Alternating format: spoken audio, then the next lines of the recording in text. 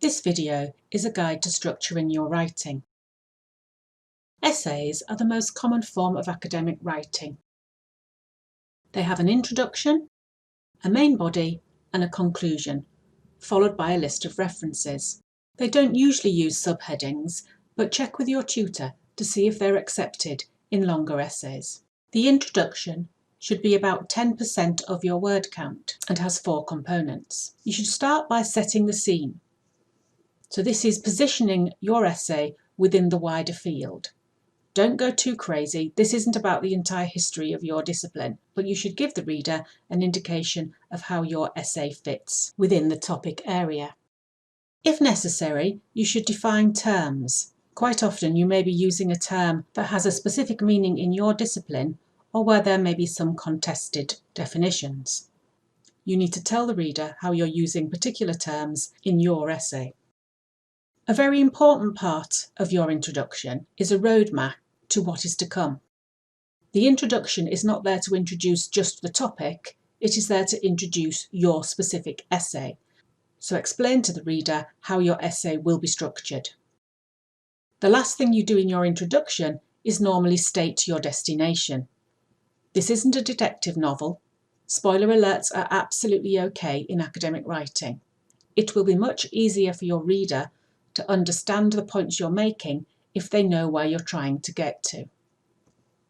So therefore, the introduction begins generally but ends with your very specific conclusion. The main body paragraphs build an argument to convince the reader that your conclusion is a good one. Every one of your paragraphs should help the reader understand why you have made that conclusion. They should each build on the last, and where they are linked, you should make this clear. The conclusion is approximately 10% of your word count, and like the introduction, it has 4 components. You will restate your position to confirm to the reader that you have got there. You should summarise each of your points, but it isn't just a list of everything. You must show how your points link with each other. And you should finish by indicating the wider importance to the field.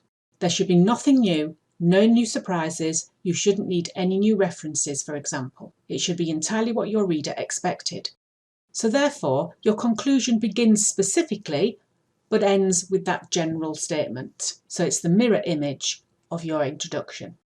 But how many points do you need to make?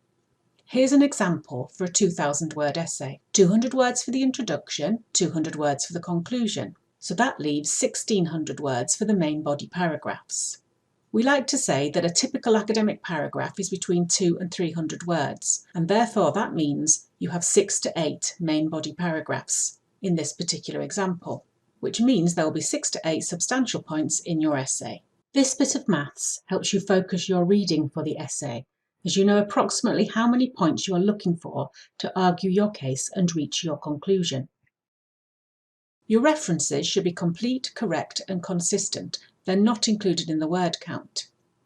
To go into each of these in a little more detail, by complete, we mean everything you have referred to in the text. So every time you have a citation in the introduction or main body of your text, there needs to be an equivalent entry in the reference list at the end. It needs to be formatted how your subject area needs it. So for health subjects, that is using Harvard Hull. And you need to be consistent even if it's consistently wrong. Don't worry too much about small mistakes as long as you are consistent with it. So for example, if you always put a comma where there should be a full stop, you should not be penalised for this. But it's a lot easier to be consistent if you do it right, because there are templates to follow. Thank you, and I wish you well with all your academic writing.